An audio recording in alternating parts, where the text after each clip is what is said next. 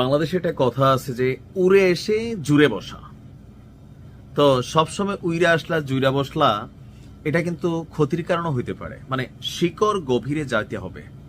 একটা গাছ আপনি দেখেন যে চিকন একটা গাছ, ঝড় বৃষ্টি সাইক্লোন এটা দাঁড়ায় আছে, নইয়া যাচ্ছে আবার সোজা হচ্ছে।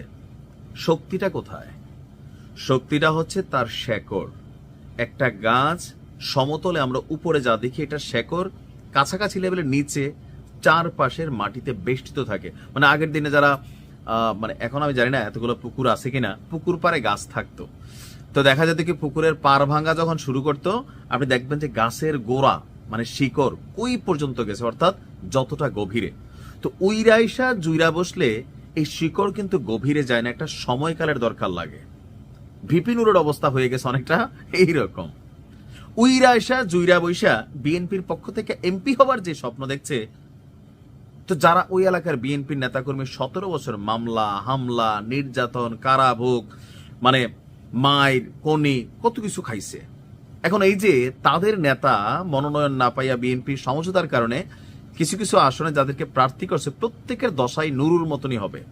ঘটনার প্রেক্ষাপট দেখেন, পটুয়াখালী 3 গলাচিপা এবং 10 মিনা আসন, সেখানে মনোনয়ন দেওয়া হয়েছিল ভিপি নূরকে, কিন্তু নির্বাচনী এলাকার যারা বিএনপির লোকাল তেগি নেতা কর্মী তারা কিন্তু নুরুকে সাপোর্ট করছে না। একটা সিটের জন্য নুরু রাশেদ সারাদিন এখন তেলবাজি শুরু করছে, চাটুকারিতা শুরু করছে, তাই না? এটা তো বাস্তবতা। গণঅধিকার পরিষদের সাধারণ সম্পাদক ভিপি নুরুল হক নূর তিনি একটা অভিযোগ করেছেন, বিএনপির বিদ্রোহী প্রার্থী দলের জাতীয় নির্বাহী কমিটির সাবেক সদস্য হাসান মামুনের পক্ষে লোকাল বিএনপির নেতাকর্মীরা কাজ করছে। এটা নিয়ে আসে মনক্ষুব্ধ। আমি বিএনপির সে এলাকার নেতাকর্মীদেরকে ধন্যবাদ দিচ্ছি। অনেকে বলবেন তুমি তো নূরের হ্যাটার্স, তো নূরের মধ্যে কোনো রাজনৈতিক যোগ্যতা আপনার কাছে মনে হয়েছে আছে? আসলে কি আছে? নূর ভিপি হয়েছে কার দয়ায়? শেখ হাসিনার দয়ায়। আর মায়ের খেতে খেতে একটু নেতা হয়ে গেছে আওয়ামী লীগের সময়, আওয়ামী লীগের এজেন্ট হয়ে কিন্তু নূর কাজ করতে আমার কাছে মনে হয়েছে। নয়তো মায়ের কারে বলে এই সরকার আসার পর একবার খাওয়ার পরে টের পাইছে যে দেশ বিদেশে চিকিৎসার কাজ লাগছে, তাই না? এটা তো বাস্তবতা। তো সারা বছর এখন আওয়ামী লীগ নিয়ে, আওয়ামী লীগের সময় সেফুদও কথা বলছে, সেও তো ভাইরাল। হিরো আলমও তখন এমপি হওয়ার যোগ্যতা হয়ে গেছে, বাট রাইট নাও এক একটা নমুনা দেখেন।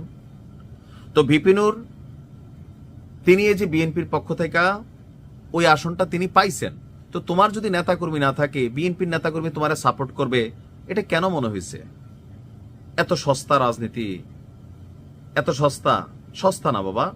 তার বক্তব্য হচ্ছে কি যে বিএনপির যিনি বিদ্রোহী প্রার্থী আছেন দলের জাতীয় নির্বাহী কমিটির সাবেক সদস্য, অর্থাৎ ওনাকে হয়তো বিএনপি বহিষ্কার করছে। তো নেতাকর্মীরা তো আসলে নেতারে ছাড়ে নাই, নতুন আব্বা তারা নেয় নাই, তারা মনে করছে আমাদের পুরান আব্বা যেটা আছে এটাই ভালো, আর এটাতেই মনক্ষুব্ধ। বিএনপিকে বিষয়টি অফিসিয়ালি জানিয়ে বিরুদ্ধাচরণকারীদের বিরুদ্ধে ব্যবস্থা নিতে বলবেন বলে হুঁশিয়ারি দিয়েছেন। কেন? যারা দল করে তারা কি তারেক জিয়ার কাছে বান্দা পড়ে গেছে? যারা দল করে তারা কি বিএনপির কাছে চুক্তিবদ্ধ হয়ে গেছে? নিশ্চয় রাজনৈতিক দল, এটা তো ফেসিজমের অবস্থা হয়ে যাবে। একজন নেতা, একজন কর্মী দল করে এটা তার ভালো লাগার জায়গা থেকে। এখন নূরের পক্ষে কাজ না করলে তারেক রহমান ব্যবস্থা নিতে হবে।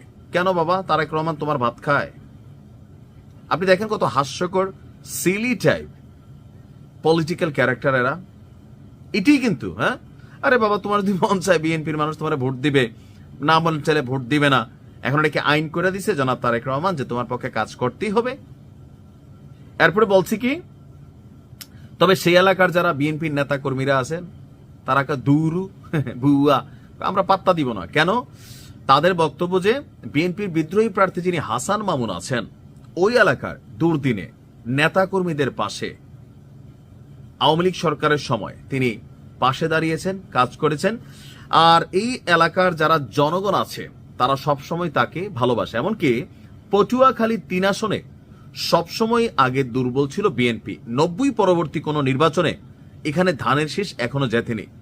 আওয়ামী লীগের ঘাঁটি হিসেবে পরিচিত এই এলাকা আপনার এই মুহূর্তে হাসান মামুনের কারণেই বিএনপির ঘাঁটিটা শক্ত হচ্ছে।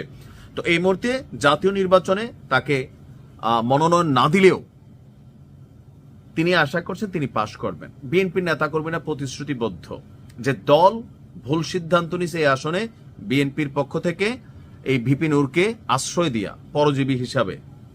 আমরা দেখাই দেব আসল গাছের শিকড় কতটা গভীরে। রাজনীতিতে আইডিওলজি থাকতে হয়। নূরদের আইডিওলজি কারা? তার মধ্যে আইডিওলজিমের জায়গাটা কোনটা? সস্তা বুলি, টেকনিক্যালি মনে করেন বিভিন্ন সাপোর্ট নিয়ে চলা, আর পট করে এমপি হয়ে যাওয়া, কোটি কোটি টাকার মালিক হয়ে গেছে। যত মানে গরিব মনে করেন তত না, তো সবাই কোটি কোটি টাকার মালিক। ব্যবসায় যে হলফনামায় যা দেখছেন 10 গুণ আছে আরো বেশি, মনে রাখেন। জনতারে ভাজ্যা খাওয়া শুরু হয়েছে, নতুন আরেকটা ট্রেন্ড শুরু হয়েছে। ব্যারিস্টার ফুয়াদো হাত পাতে, হান্নান মাসুদও হাত পাতে, ওই সবাই হাত পাতাপাতি শুরু করছে পাবলিকের কাছে। আহারে ভালোবাসা। যাই হোক, ভালো লাগলে দিবেন, এটা আপনার ব্যক্তিগত ইচ্ছা। ভালো থাকুন, আসসালামু আলাইকুম।